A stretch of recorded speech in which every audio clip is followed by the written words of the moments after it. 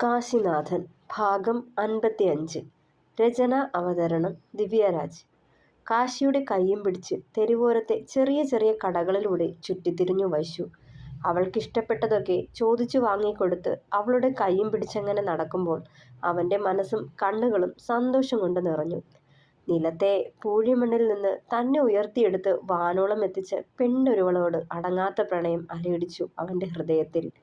ഇടയ്ക്കിടെ ചാറിയ ചാറ്റൽ മഴയിലൂടെ അവളുടെ കൈയും പിടിച്ച് ഒരു കുഞ്ഞു തട്ടുകടയുടെ ചായ്പിലേക്ക് ഓടിക്കയറുമ്പോൾ ആ പെണ്ണ് അവൻ്റെ ഇടനെഞ്ചിലേക്കൊന്ന് കുറുക്കിക്കൂടി. ചുറ്റും പരിചിതരല്ലാത്ത ആൾക്കാരുടെ തുറിച്ചുനോട്ടം കണ്ടൊരു ഭയം ആ കണ്ണുകളിൽ കണ്ടതും അവൻ അവളെ പൊതിഞ്ഞു പിടിച്ചു, ഞാനുണ്ടെന്ന കരുതലോടെ. പേടിച്ചോ വൈശുവേ? തൻ്റെ മാറിൽ അണഞ്ഞവളുടെ നെറ്റിയിൽ നെറ്റി മുട്ടിച്ചവൻ ചോദിക്കുമ്പോൾ ചെറുചിരിയോടെ അതേന്ന് തലയാട്ടി. ആദ്യം തോന്നി, ഇപ്പോ ഇല്ല കേട്ടോ, എൻ്റെ കണ്ണേട്ടനുണ്ടല്ലോ. കുഞ്ഞിപ്പെണ്ണിൻ്റെ കൊഞ്ചലോടെ ആ നെഞ്ചിലേക്ക് കൂടുതൽ ചേർന്ന് നിന്നവൾ. താനെന്ന പുരുഷനിൽ നിന്നും അകന്നുപോയ ബലവും ധൈര്യവും ആത്മനിയന്ത്രണവും തിരികെ കൊണ്ടു തന്നത് ഇവളാണ്. തന്നെ എല്ലാം തികഞ്ഞൊരു പുരുഷനാക്കിയതിന് പിന്നിൽ ഇവളെന്ന പെണ്ണാണ്. ഈ ഒരുത്തി തൻ്റെ ജീവിതത്തിലേക്ക് വന്നില്ലായിരുന്നെങ്കിലോ? ഊഹിക്കാൻ കൂടി കഴിയുമായിരുന്നില്ല കാശിക്ക്. നേരിയ ചാറ്റൽ മഴയിലൂടെ നടക്കുമ്പോൾ കോർത്തു പിടിച്ച് അവളുടെ കൈവിരൽ തുമ്പുകൾ ചുണ്ടിലേക്കണച്ചിരുന്നവൻ തീവ്രപ്രണയത്തോടെ. അടച്ചുപൂട്ടിയ റൂമിലെ വിസ്തൃതമായ ബെഡിൽ കിടന്നുകൊണ്ട് കണ്ണുകൾ മുറുകെ അടച്ചു ക്രിസ്റ്റഫർ.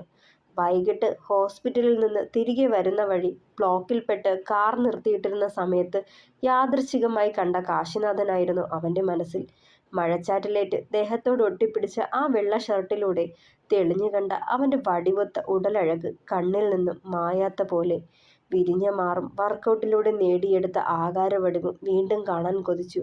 ഒരുപാട് മാറിപ്പോയിരിക്കുന്നവൻ അന്നത്തെ ആ 18 വയസ്സിലെ സ്വീറ്റ് ബോയിൽ നിന്നും എല്ലാം തികഞ്ഞ ഒത്തൊരു പുരുഷനായിരിക്കുന്നു. വശ്യമായ ചിരി അവൻ്റെ ചൊടികളിൽ വന്നലച്ചു. വേഗം ഫോൺ ഓപ്പൺ ചെയ്ത് സിദ്ധുവിൻ്റെ ഫോണിലേക്ക് ഒരു വോയിസ് മെസ്സേജ് ഇട്ടു. കാശി ബാംഗ്ലൂരിലെ ഏത് കോളേജിലാന്നാ പറഞ്ഞേ? നമ്മൾ പഠിപ്പിച്ച തദേവൂസിൽ. എന്താടാ, കണ്ടോ അവനെ? തിരിച്ചുള്ള വോയിസും എത്തി.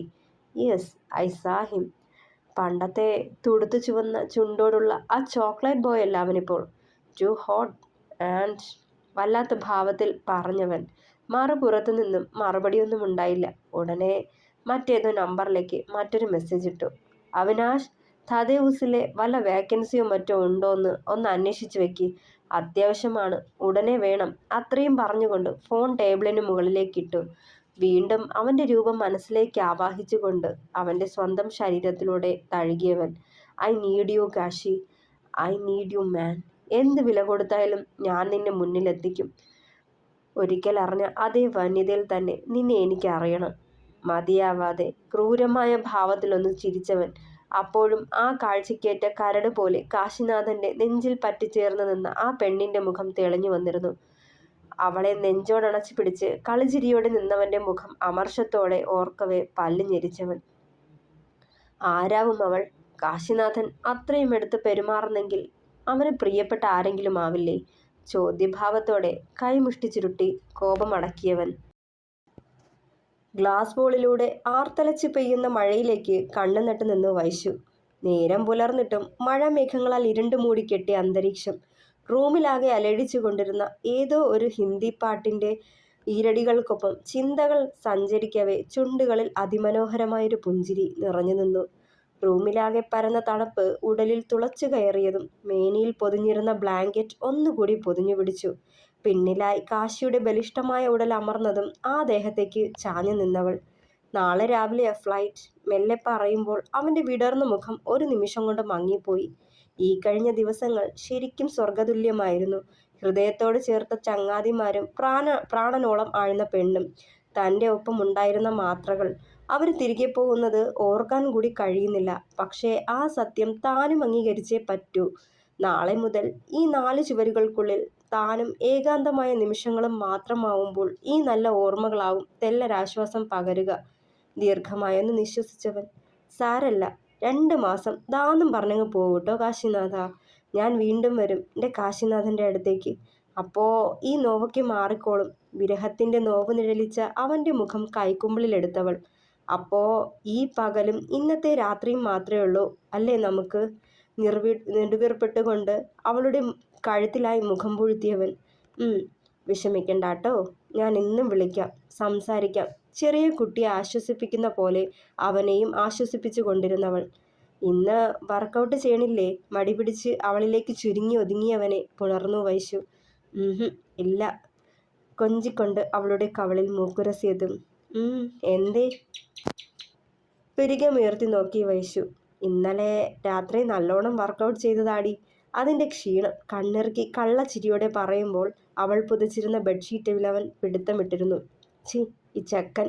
കൂർപ്പിച്ചൊന്ന് നോക്കിയതേ ഇരു കൈയാലെയും പെണ്ണിനെ ഉയർത്തിയെടുത്തവൻ. എനിക്ക് ദാഹിക്കുന്നു. വശ്യതയോടെ അവളുടെ അധരത്തിലേക്ക് നോക്കിയവൻ.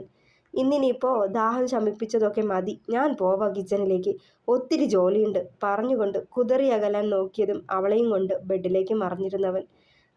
അധരങ്ങളിൽ കോർത്തൊരാ നിമിഷം സർവ്വ എതിർപ്പുകളും വിട്ട് അവനിലേക്ക് ലയിച്ചിരുന്നവൾ. റൂമിലെ സർവ്വ വസ്തുക്കളും വലിച്ചെറിഞ്ഞ് എന്തിനോ വേണ്ടി പരതി വിക്ടർ. മേശ വലിച്ചെടുത്ത് നിലത്തേക്കിട്ട ശേഷം അതിലാകെ പരതുമ്പോൾ ചെറിയൊരു ബോട്ടിൽ കിട്ടി. തേടിയത് കിട്ടിയ സന്തോഷത്തോടെ അത് കയ്യിലേക്കെടുത്തവൻ. വേഗം ചാടി എഴുന്നേറ്റു. നിലത്ത് കിടന്ന കാറിൻ്റെ ചാവി തപ്പി പിടിച്ചെടുത്ത് പുറത്തേക്കിറങ്ങി ചെന്നു. ഹാളിലെത്തിയപ്പോഴും ഷീന, വിക്ടറിൻ്റെ രണ്ടാനമ്മ, ഓടിപ്പാഞ്ഞ് അവനെ വന്ന് തടഞ്ഞു. മോനെ, എങ്ങോട്ടാ നീ പോകുന്നേ? അറിയില്ലേ, ആ പോലീസുകാരുടെ കയ്യിലെങ്ങാനും പെട്ടാൽ അവർ നിന്നെ പിടിച്ചു കൊണ്ടുപോകും. വല്ല കേസോ നൂലാമാലയോ ആയാൽ കൂടി ആരുമുണ്ടാവില്ല. ഈ അമ്മയെ കൊണ്ട് ഒന്നിനും കഴിയില്ല. അവൻ്റെ കയ്യിൽ പിടിച്ച് വലിച്ചതും. മാറി നിൽക്ക് തള്ളേ! അലർച്ചയോടെ അവനെ നിലത്തേക്ക് പിടിച്ച് ആഞ്ഞു തള്ളിയവർ. നിലവിളിയോടെ നടുവടിച്ചു വന്ന് വീണിരുന്നവർ. എന്നെ തടയാൻ നീ ആരാടി? തൊള്ള പോലും! പുച്ഛത്തോടെ ചുണ്ടുകൂടിയവൻ. ഞെട്ടലോടെ അവനെ നോക്കുമ്പോൾ ഹൃദയഭാരത്താൽ കണ്ണു നിറഞ്ഞു. അവൻ്റെ നാവിൽ നിന്ന് ഇതിലും വലുതുമേ വന്നിട്ടുള്ളൂ. പക്ഷേ എങ്കിലും വെറുക്കാൻ തോന്നിയിട്ടില്ല. സ്വന്തം മകന് പകരം മകനായി കണ്ട് വളർത്തിപ്പോയി.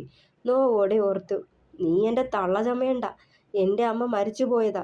ആ സ്ഥാനം ഞാൻ ആർക്കും കൊടുത്തിട്ടില്ല, ഇനി കൊടുക്കുകയുമില്ല.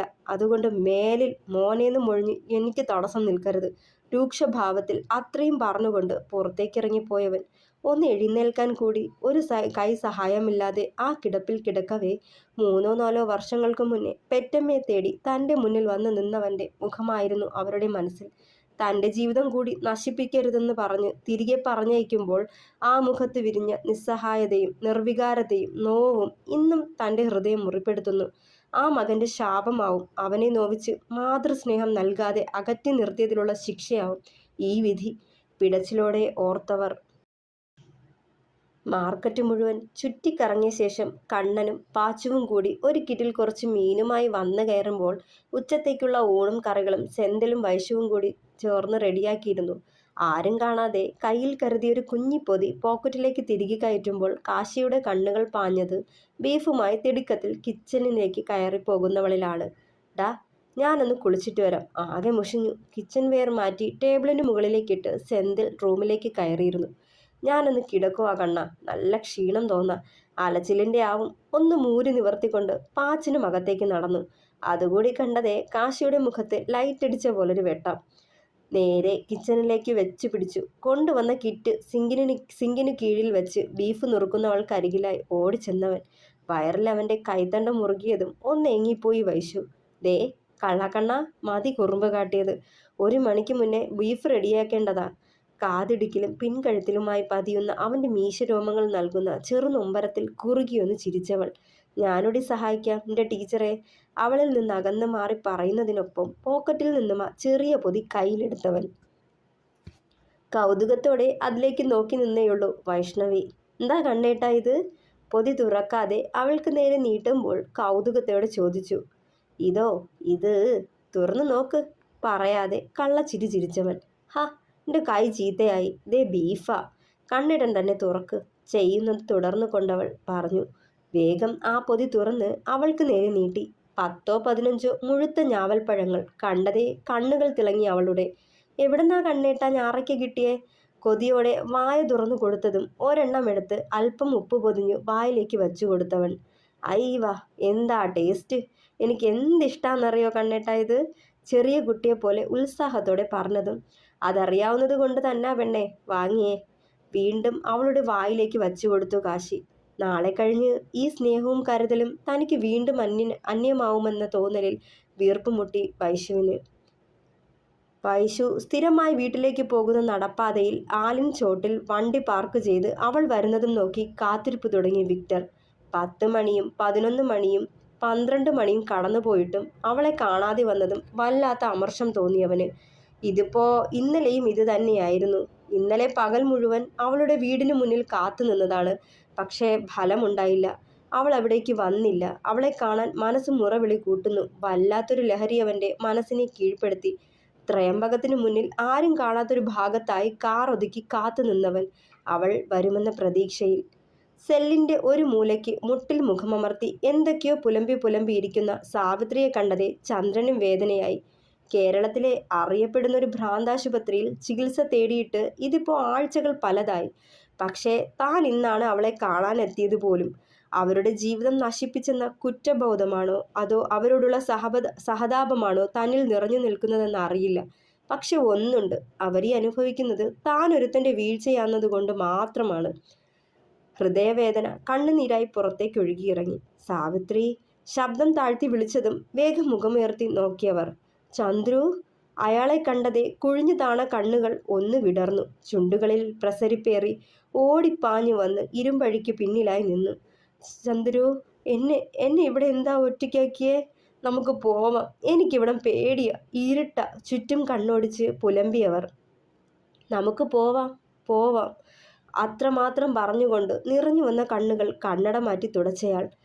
നമ്മുടെ മോനെവിടെ ആനന്ദ് പ്രതീക്ഷയോടെ ചോദിച്ചതും ഉണ്ടടോ, പുറത്തുണ്ട്. അയാൾ ദയയോടെ അഴികൾക്കിടയിലെ പിടിമുറുക്കിയ അവരുടെ വിരലുകളിൽ മെല്ലെ തഴുകി. അപ്പോഴേക്കും കയ്യിലൊരു ഫയലുമായി ആനന്ദ് വന്നിരുന്നു. അവനെ കണ്ടതേ മുഖം തെളിഞ്ഞു വീണ്ടും. മോനെ, അമ്മയെ കാണാൻ വരാത്തതെന്താ? അമ്മ കാണാൻ കൊതിക്കുവാ എൻ്റെ പ്രിയമോള്. അവൾ എവിടെ മോനെ? വാത്സല്യവും സ്നേഹവും നിറഞ്ഞു തുളുമ്പി വാക്കുകളിൽ പോലും. അടുത്ത തവണ വരുമ്പോൾ പ്രിയയെ കൊണ്ടുവരാം, അമ്മ വിഷമിക്കണ്ട, അവരെ ആശ്വസിപ്പിച്ചവൻ.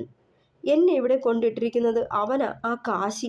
അവനാ എൻ്റെ ചന്ദ്രുവിനെയും ആനന്ദിനെയും എന്നിൽ നിന്ന് അകറ്റിയെ. ഭ്രാന്തമായി പുലമ്പിയതും ചന്ദ്രൻ്റെ മുഖം മങ്ങി. കാശിനാഥനോടുള്ള അടങ്ങാത്ത കലി ബാക്കിയെന്ന പോലെ ആ പേര് തന്നെ ഉച്ചത്തിൽ മുറവിളി ഇട്ടുകൊണ്ടിരുന്നവർ.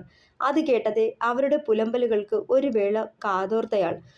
കൊല്ലും ഞാൻ, കാശിനാഥനെ കൊല്ലും ഞാൻ. എൻ്റെ ജീവിതം നശിപ്പിച്ചവനാ ഞാൻ, കൊല്ലും. പുലമ്പിക്കൊണ്ട് കൈമുഷ്ടി ചുരുട്ടി ചുമരിൽ ആഞ്ഞിടിച്ച് കലിയകറ്റുന്ന അവരെ വല്ലാത്ത ഭയത്തോടെ നോക്കി നിന്നുപോയി ചന്ദ്രൻ. എന്താ മോനെ ഇതൊക്കെ? വിഭ്രാന്തിയോടെ തൊട്ടടുത്ത് നിന്ന ആനന്ദിനെ നോക്കിയയാൾ. അമ്മയുടെ മനസ്സിൽ കാശിയോടുള്ള പകയും വെറുപ്പും മാത്രമേ ഉള്ളച്ചാ. ഒരിക്കലും അവനെ ഉൾക്കൊള്ളാൻ അവർക്കാവുന്നില്ല. അവനെ അമ്മയ്ക്കും അച്ഛനുമിടയിലേക്ക് കൊണ്ടുവരരുതായിരുന്നു. അവൻ്റെ ജീവിതം ഇല്ലായ്മ ചെയ്യാനാവാത്തതിൻ്റെ കെടാകനലാണ് അമ്മയെ ഭ്രാന്തിയാക്കിയത്. കാശിയെ കൂടി ബാംഗ്ലൂരിൽ കൊണ്ടുവന്ന് അമ്മയോട് വാശി കാട്ടിയത് അച്ഛനെടുത്ത ഏറ്റവും മോശമായ തീരുമാനമായിരുന്നു. നെടുവീർപ്പെട്ടവൻ. ആദ്യം അമ്മ ആരെയും തിരിച്ചറിയാനാവാത്ത സ്റ്റേജിലായിരുന്നു. പക്ഷേ ഇപ്പോൾ എല്ലാവരും തിരിച്ചറിയുന്നുണ്ട്, നോർമലായി സംസാരിക്കുന്നുണ്ട്. പക്ഷേ അപ്പോഴും കാശിയുടെ ഓർമ്മകൾ മനസ്സിലേക്ക് വരുമ്പോൾ വയലൻ്റ് ആവുന്നു. സ്വയം ശരീരത്തെ വേദനിപ്പിക്കുന്നു. അലറി വിളിച്ച് കരയുന്നു.